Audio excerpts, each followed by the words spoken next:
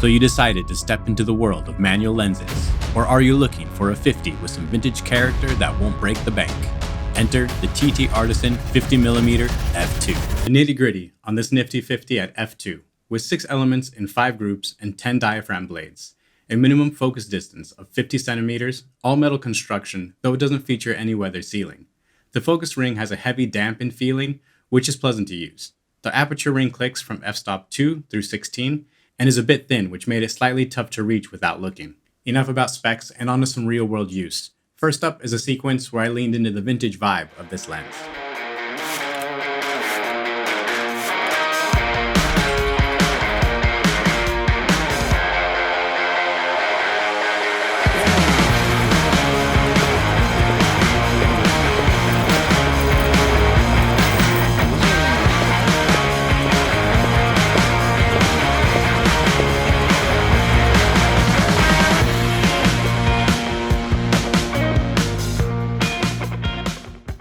Okay, now that that's out of the way, let's breeze through some photos. First up, we have my wonderful kitty cat, Mochi. This is shot at ISO 12800 with a shutter speed of 1/640. I know I should have lowered that. I'm probably at f2.8, but it's just a quick grab I got of her. And actually, I really enjoy the gritty vibe, so I do not mind at all. The A7 IV can handle that. And you can see the eyes still show a very nice sharpness. Next up, we have an outside shot. ISO 500, 1/640 again. So you can see I just walked in with those settings from outside when I took that photo of my kitty. And yeah, you can see I'm probably at f11 or f8 here actually. So a lot more stop down, but it's nice resolving. It's not the sharpest lens. It's not the softest either. You can see this red purple flare, which is very evident in this lens. And almost if there's any light source in the front, you have a pretty heavy drop in contrast, and you'll get these flares. It's a nice characteristic if you like it. If you don't like it, then I would probably say avoid this lens. Here's just another lens. Here's just another photo. And here we are outside, 50 millimeters, trying to stop in on this airplane isn't going to do much, but you can kind of see how it's resolving there. Now in the supermarket, I took some photo of some mustard just to show off this lens a bit more. And here you can see the I guess if there would be some chromatic aberration, and actually it's doing pretty well with that. And the detail is pretty nice. I'm focused on this bottle here. I'm probably at f2 or f2.8, and it stays decently sharp across to the edges. These other bottles are just slightly forward or slightly back, so they're kind of missing the plane of focus. Next up is Swedish eggs. The Americans want our Swedish eggs. I'm American, but I can say that. I can just go out and buy Swedish eggs. Anyways, again, I'm probably at f2, f2.8. We're at ISO 10,000 here at 200 of a second.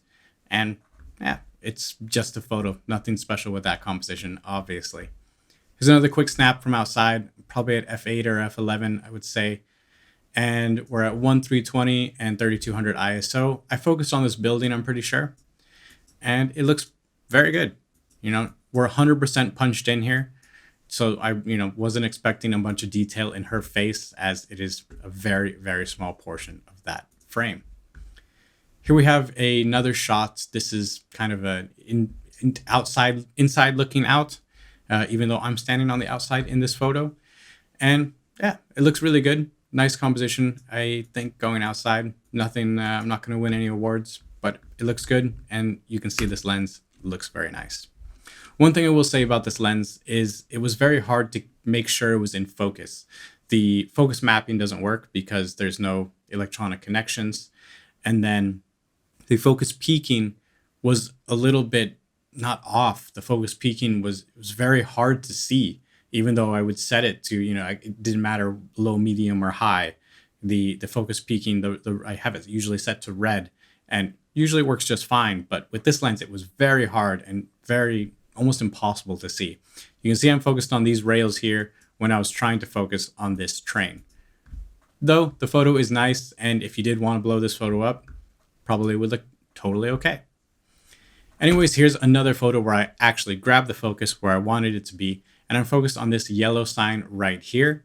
And the train looks great, even though the train was moving. I'm only at 1/400 and ISO 640. And this is obviously a better composition first of all, but this is a pretty nice photo. Next up, here's a kind of shooting from the hip shot as I was walking to the station over here. And I can kind of talk about another problem, or maybe not problem, characteristic, however you want to word it. This lens has that severe drop in contrast, like I said, when you have a light source coming from the front. And not obviously, it's not always even across the frame. So if you see this person here in the center, which the focus was a little more on, you can see there's a severe drop in contrast. But even in the same frame, just a little bit out of the plane of focus, I would say, you can see we actually have much higher contrast, which almost makes her feel sharper than my subject here in the center. It's, yeah, not something super bad, but it's just something to know about this lens. Last up, we have a photo of my wonderful girlfriend. I should have had her take her sunglasses off, but I forgot. Anyways, here we are 100% punched in again. You can see this lens looks very nice. You can see the detail in her earrings and her shades. There you go. A simple 50 with no bells or whistles that delivers nice image quality on a budget. I'm KJ Malgoza, and that wraps it up for this Through the Lens.